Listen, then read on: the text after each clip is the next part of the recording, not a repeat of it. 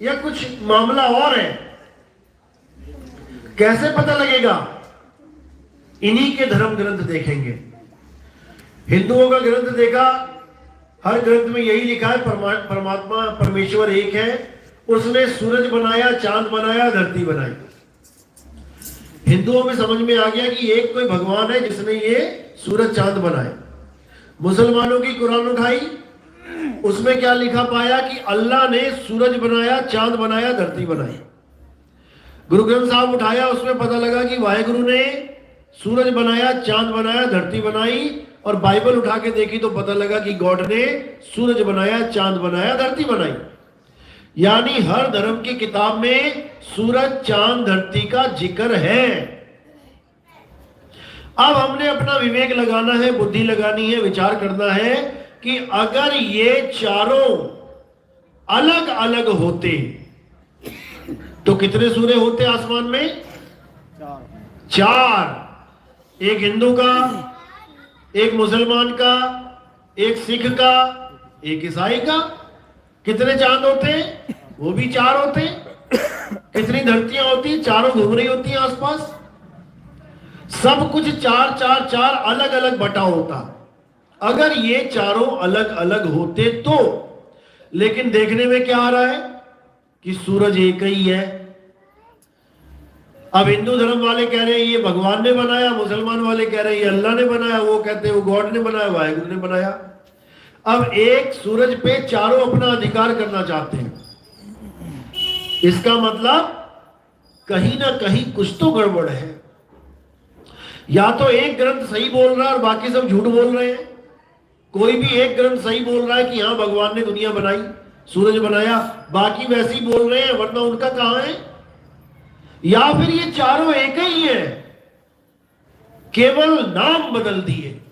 परमेश्वर कह लो, परमात्मा कह लो, अल्लाह कह लो, गॉड कह लो, वाहिगुरु कह लो, नाम अलग अलग हो गए, लेकिन वो परमात्मा एक ही है और वो सबका है। वो सूरज सबको गर्मी देता है। मुसलमान कपड़े सुखाएगा तब भी सूरज की रोशनी में सुखाएगा, हिंदू सुखाएगा तो भी सूरज की रोशनी में सुखाएगा। ईसाई है, सिख है, वो भी वही काम कर रहा है सेम। पानी एक है, प्यास लगती हिंदू, मुस्लिम, सिख, ईसाई सब एक ही पानी पीते हैं, एक ही हवा को श्वासों में यूज कर रहे हैं। हर चीज एक जैसी ही यूज कर रहे हैं। इसका मतलब यह है कि बनाने वाला एक ही है, लेकिन हम अलग अलग नामों के द्वारा उसको अलग अलग हस्ती मान के झगड़े करते हैं। हिंदू कहता है मेरा राम बड़ा, मुसलमान कहता है खुदा, सिख कहता वाहेगुरु बड़ा और क्रिश्चियन कहता है गॉड। इसी में झगड़ा हो जाता है। अब ये झगड़ा कब खत्म होगा? इतने साल हो गए, इतने साल, आज तक झगड़ा खत्म नहीं हुआ। हर साल कहीं ना कहीं दंगा हो ही जाता है, ये झगड़ा हो ही जाता है, जबकि सबको पता है कि वो एक ही है। सब जानते हैं कि वो एक ही है, लेकिन फिर भी झगड़ा हो जाता है। झगड़ा है किस बात का? चार भाई झगड़ा कर रहे थे, हिंदू, मुस्लिम, सिख, ईसाई। हिंदू को पकड़ के बुलाया, हाँ भाई तुम कहते हो राम बड़ा है, तुमने राम को देखा क्या? नहीं देखा तो नहीं। मुसलमान को बुलाया, आजा भाई तू आजा, तुम कहते हो अल्लाह बड़ा है, तुमने अल्लाह को देखा क्या? नहीं देखा तो नहीं। हाँ भाई तुमने वाहिगुरु को देखा, तुमने गॉड को देखा? नहीं देखा तो नहीं। अरे जब देखा नहीं तो झगड़ा क्यों कर रहे हो? या तो देखा होता और कहते कि अल्लाह 10 फुट का है, राम 6 फुट का, तो अल्लाह बड़ा है राम से। या वाहेगुरु 25 फुट का है और गॉड 50 फुट का है, तो गॉड बड़ा है वाहेगुरु से। जब चारों ने किसी को देखा ही नहीं तो झगड़ा किस बात का है? झगड़ा केवल इसी बात का है कि उनको पता नहीं है कि जिसके लिए मैं झगड़ रहा हूं वो एक ही वस्तु के नाम है। जैसे जल, पानी होता है, एक बोतल रख दी मेज पे, अब उसके नाम देखो, जल, वाटर, नीर, तोय, पानी। सबको पता है ये एक ही वस्तु के नाम है। तुम दुकान पे जाओ, पानी वाले से बोलो भैया वाटर देना, भले उसको अंग्रेजी ना आती हो, लेकिन वाटर नाम जरूर सुना होगा उसने। वो तुम्हें बोतल दे देगा पानी की, बिना झगड़ा किए कि तूने वाटर क्यों मांगा, पानी क्यों नहीं मांगा। तुम कहीं जल मांगो तो तुम्हें वाटर दे देगा बंदा। यानी एक ही वस्तु के कई नाम हमें पता है, तो कोई झगड़ा नहीं। सबको पता है जल, वाटर, नीर, तो पानी एक ही चीज है, कोई झगड़ा नहीं है। लेकिन जब बात आती है अल्लाह वाहिगुरु गॉड पे, तब झगड़ा मच जाता है। क्यों मचता है? क्योंकि हम जानते नहीं हैं कि एक ही वस्तु के ये सब नाम हैं, वरना झगड़ा कभी होता ही नहीं। तो इसी को जनवाने के लिए संत इस दुनिया में आते हैं। वो ये नहीं कहते कि तुम मान लो, तुम भगवान को मान लो, तुम अल्लाह को मान लो, तुम गॉड को मान लो। आज तक मानते ही आए हम लोग, इसीलिए झगड़ा कर रहे हैं। संत कहते हैं आप जान लो कि वो अल्लाह है क्या, वो गॉड है क्या, वो राम है क्या, वो वाहिगुरु है क्या। जिस दिन तुमने जान लिया, ये सारे झगड़े खत्म हो जाएंगे। तो जाना कैसे जाएगा उसको? सबसे पहले तो ये समझ में आना चाहिए कि वो रहता कहां है। अगर हमें कोई चीज प्राप्त करनी है, मार्केट से भी कोई चीज लेके आनी है, तो हमें ये पता होना चाहिए कि वो चीज मिलेगी कहां, तभी तो तुम वहां तक पहुंचोगे, नहीं तो ढूंढते रहो। तो संत महात्मा यहां आते हैं हमें अल्लाह वाहिगुरु गॉड का एड्रेस बताने कि वो कहां है, उसका घर है कहां। जब तक उसका घर नहीं मिला हमें, तब तक हम उसके घर तक पहुंच ही नहीं सकते। तो उसका एड्रेस कहां बताया? कबीर साहब समझा रहे हैं, कहते ज्यों तिल माही तेल है और ज्यों चकमक में आग, तेरा साईं तुझ में है, जाग सके तो जाग। बिल्कुल क्लियर एड्रेस बता दिया कि ज्यों तिल माही तेल है। अगर तेल को ढूंढे तो कहां जाए ढूंढने? खुद में ही ढूंढना है। तिल में ही तेल छुपा है। ज्यों चकमक में आग, आग को ढूंढने के लिए चकमक पत्थर कहां जाएगा? उसी में आग है। ज्यों तिलमाही तेल है, ज्यों चकमक में आग, तेरा साईं तुझ में है। एड्रेस कहां का मिला? कि मेरा साईं मुझ में है।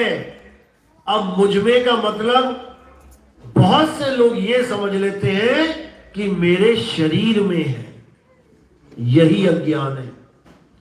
मेरा साईं मुझ में है, यानी मेरा साईं मेरी आत्मा में है, क्योंकि मैं शरीर नहीं हूं। मैं शरीर नहीं हूं।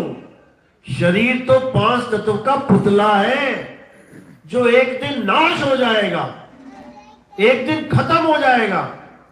लेकिन इस पुतले के खत्म होने के बावजूद मैं खत्म नहीं होऊंगा, मैं नहीं मरूंगा। अब ये मैं कौन है, इसी को जानना है।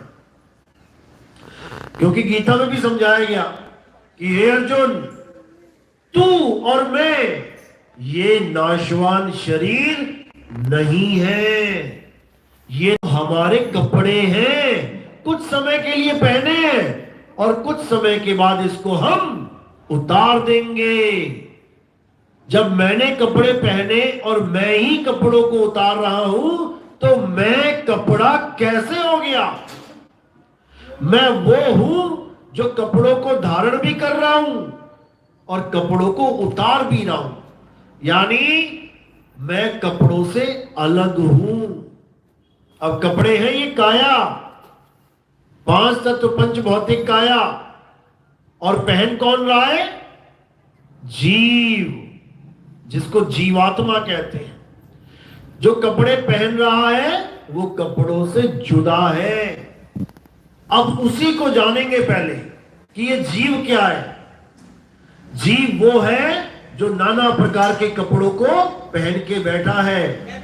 कितने प्रकार के कपड़े हैं? 3 प्रकार के कपड़े।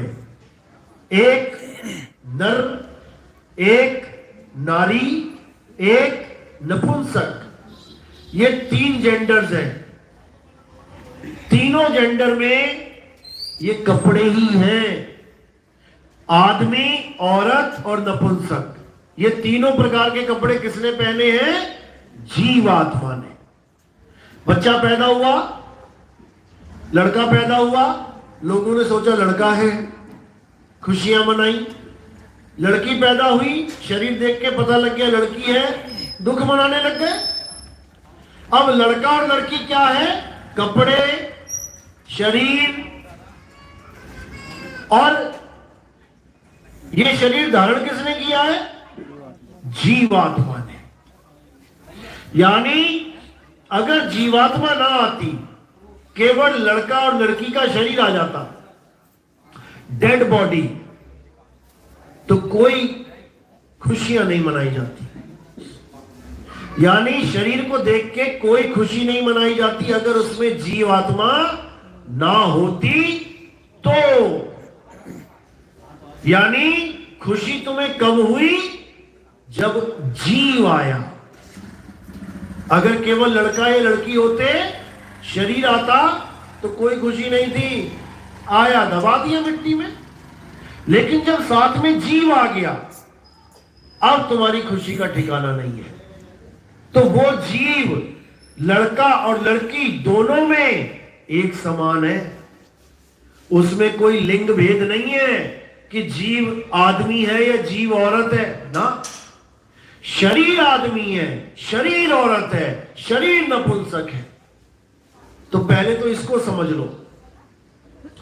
उसके बाद ये जीव आया कहां से, इसको समझना है।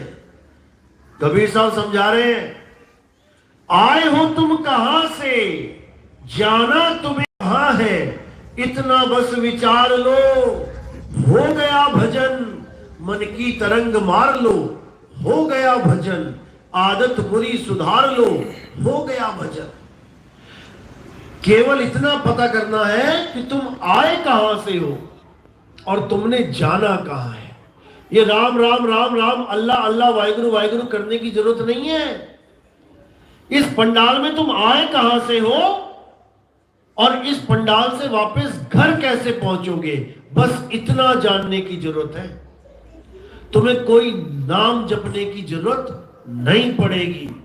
यही कबीर साहब समझा रहे हैं कि झगड़ा केवल नाम का है। कोई कह रहा है राम राम, कोई कह रहा है अल्लाह अल्लाह, कोई कह रहा वाहिगुरु वाहिगुरु। ग्रंथ साहब में बिल्कुल स्पष्ट दर्ज है, कोई बोले राम राम, कोई अलाए, कोई सेवे गुसैया, कोई खुदाए। केवल नामों का झगड़ा है, वस्तु एक ही है। अब वस्तु तक पहुंचना कैसे है, बस विचार इस पे करना है। जिसको इतनी सी बात समझ में आ गई कि हम वापस अपने घर कैसे पहुंचे, उसका जन्म मरण से खेड़ा छूट जाएगा। उसको वापस किसी मां के गर्भ में आने की जरूरत नहीं है। तो साहिब समझा रहे हैं कि जिस देश में तुम पैदा हो गए हो, यानी मृत्यु लोक, जिस दुनिया में तुम पैदा हो गए हो, पहले तो ये समझ लो कि ये काल भगवान का घर है। यानी यहां पर हर इंसान की, हर जानवर की, हर कीट पतंगे की शरीर की मृत्यु होनी होनी है।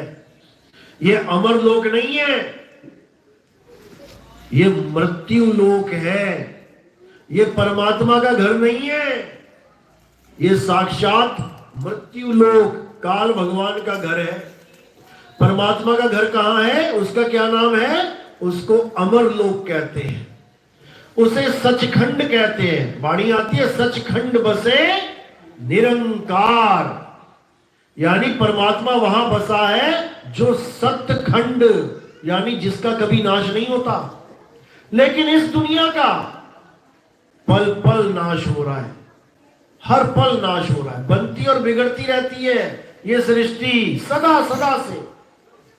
तो हम यहां फंस चुके हैं आके, अब निकलने का कोई रास्ता मिल नहीं रहा। अब क्या किया जाए? केवल परमात्मा ही एक सहाय है जो हमें निकलने का रास्ता बताता है। कैसे बताता है? एक संत के रूप में आता है इस दुनिया में, और जितने भी ज्ञानी पुरुष होते हैं उनको ज्ञान देता है। जो खोजी होते हैं मालिक के, उनको रास्ता बताता है कि तुमने यहां से वापस कैसे जाना है। तो साहिब समझा रहे हैं, रहना नहीं देश बेगाना है, ये धरती कागज की पुड़िया और बूंद पड़े घुल जाना है। रहना नहीं देश बेगाना है। इस देश में तुम भले कितना मन लगा लो, तुम कितना सोच लो मैं यहां रहूं, सदा के लिए रहूं, लेकिन तुम यहां नहीं रह पाओगे। कोई भी पल, किसी भी पल तुम्हें ये देश छोड़ के जाना पड़ेगा, कोई बचाने वाला नहीं है। लेकिन इससे पहले कि ये देश छूटे, तुम्हें अपने असली घर का एड्रेस पता कर लेना है। और वो एड्रेस क्या है? कहां पे हमारा परमात्मा रहता है? वो एड्रेस है तुम्हारी आत्मा। गुरु ग्रंथ साहब में, वाणी में बिल्कुल साफ दर्ज है कि आत्म में राम, राम में आत्म, चीनस गुरमुख विचारे। अगर परमात्मा को ढूंढना चाहते हो तो कहां ढूंढो? अपनी आत्मा में ढूंढो। यही कबीर साहब समझा रहे हैं, जब लगना चीनोगे आत्म, तब लगना मिली है परमात्म। आत्म चीने परमात्म चीने, संत कहावे सोए, और यह भेद काया से न्यारा, बूझे बिरला कोई। पहले तो अपने आप को इस काया से अलग मानना शुरू करो, अलग जानना शुरू करो कि तुम काया नहीं हो। काया तो तुम एक दिन इसी गली में छोड़ के चले जाओगे, ऐसे लाश पड़ी होगी और तुम शरीर से अलग हो जाओगे। तुम्हारे लिए एक शब्द यूज किया जाएगा, मेरे पापा का स्वर्गवास हो गया, मेरी माता जी का स्वर्गवास हो गया। स्वर्गवास मतलब पहले तुम इस गली में रहती थी, इस गली में तुम्हारा वास था, मकान नंबर 35 में तुम्हारा वास था। अब तुम्हारा वास स्वर्ग में हो गया, यानी पहले तुम यहां रहते थे, अब स्वर्ग में रहते हो जाके। अगर तुम यहां रहते थे और अब वहां रहते हो तो मरा कौन? पहले यहां रहते थे, अब वहां रहते हो तो मरा कौन? मरी केवल ये काया जो तुम नहीं हो। हे अर्जुन, ये काया बनती है, बिगड़ती है, जन्मती है, मरती है। इसके मारे जाने पर भी हम तुम कभी नहीं मरते। ये काया असत्य है, झूठ है, और हम तुम सत्य हैं। जब तक हमें यह समझ में नहीं आया तब तक हम काया की ही पूजा करते रहेंगे। हे अर्जुन, इस दुनिया में दो प्रकार के तत्व हैं, एक असत्य और एक सत्य। असत्य वो है जो पल पल बदलता है, जो बनता और बिगड़ता है, जिसका जन्म और जिसका नाश होता है। ये काया ही असत्य है, ये शरीर ही झूठ है। जो लोग शरीरों की पूजा करते हैं, जो इस काया की पूजा करते हैं, वो असत्य के ही पुजारी हैं। हे अर्जुन, सत्य काया नहीं हो सकती, सत्य केवल और केवल आत्मा है, जिसका ना तो कभी जन्म होता है, ना ही कभी उसकी मृत्यु होती है। ना ही कोई शस्त्र आत्मा को काट सकता है, ना ही अग्नि आत्मा को जला सकती है, ना वायु इसे सुखा सकती है, और ना जल इसे भिगो सकता है। ये आत्मा को कुछ हो ही नहीं सकता। यही सत्य है। जो अपने जीवन में आत्मा के ज्ञान को नहीं प्राप्त कर पाते, जो आत्म ज्ञान में रमण नहीं कर पाते, हे अर्जुन, वो नाना प्रकार की योनियों में भटकते फिरते हैं। उन्हें कुत्ता, बिल्ली, हाथी, घोड़ा, सांप, बिच्छू, चींटी, सारी जूनों में से निकलना पड़ेगा, नाना प्रकार की योनियों में बार बार जन्मना मरना पड़ेगा। लेकिन अध्याय 3 17वां श्लोक, हे अर्जुन, जो अपनी आत्मा में रमण करते हैं, जो अपनी आत्मा में तृप्त हैं, जो अपनी आत्मा में संतुष्ट हैं, उनके लिए कोई धार्मिक कर्म कर्तव्य लागू ही नहीं होता। वो सारी उम्र एक बार भी मंदिर ना जाए, वो सारी उम्र एक बार भी मस्जिद ना जाए, वो सारी उम्र एक बार भी गुरुद्वारे या चर्च ना जाए, तब भी उसे परमात्मा मिलेगा। क्यों? क्योंकि उसने उस जगह ढूंढ लिया जहां मालिक रहता है। वो आत्मा में रमण कर रहा है, तो आत्मा में ही परमात्मा का वास है। लेकिन हमारे जीवन में कोई आत्मज्ञानी गुरु नहीं आ पाता, इसलिए हम पत्थरों की पूजा को भगवान की पूजा मान लेते हैं, सोने की पूजा को, चांदी की मूर्तियों को भगवान मान लेते हैं, जबकि ये सत्य नहीं है। वो मूर्तियां जड़ हैं, वो हिल डुल नहीं सकती, वो चल नहीं सकती, तुम भोग भी लगा दोगे उनके मुंह में, वो खा नहीं सकती। असली भगवान शबरी के बेर खा के चले गए, लेकिन पत्थर का भगवान कुछ नहीं खा सकता। असली भगवान ने पत्थर को एक इंसान बना दिया, अहिल्या को, लेकिन इस इंसान ने उस भगवान को ही पत्थर बना दिया, उल्टा काम कर दिया। भगवान वो होता है जो पत्थर से इंसान बना दे, भगवान खुद पत्थर का नहीं होता। क्या राम जी पत्थर के थे? क्या कृष्ण जी पत्थर के थे? या हनुमान जी पत्थर के थे? तो तुमने कैसे बना दिया उसको पत्थर का?